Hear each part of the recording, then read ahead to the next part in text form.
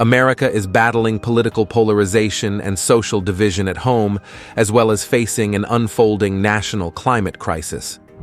With China growing in strength, many have begun to ask, is America in decline? British The Economist has put the question some time ago.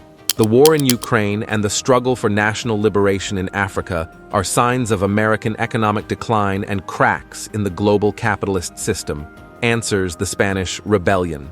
Since the end of World War II, the United States has been an economic and military superpower.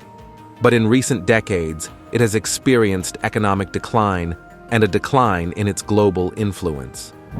Part of the weakening of the United States is due to growing competition from other powers such as China and Russia, as well as the formation of powerful alternative power blocs such as BRICS.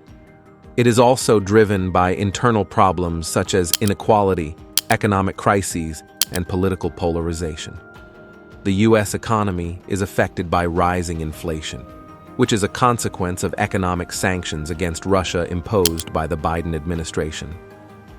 The conflict in Ukraine began as a struggle for control of the country between pro-Russian and pro-Western forces, but behind this struggle we can detect deeper economic and political interests.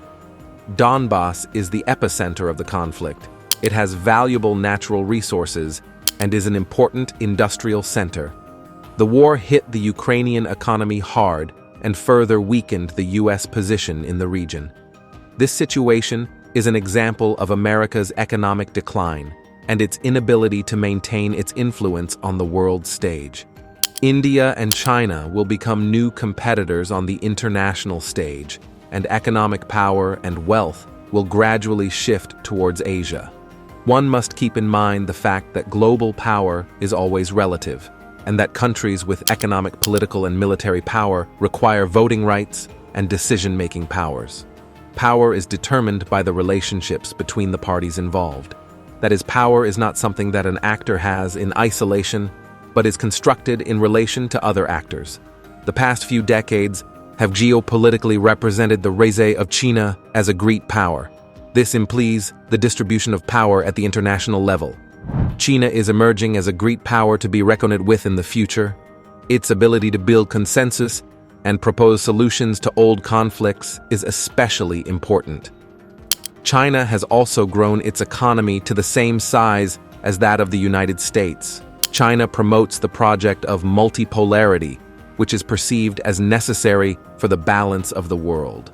In short, the rise of China is changing the distribution of power at the international level.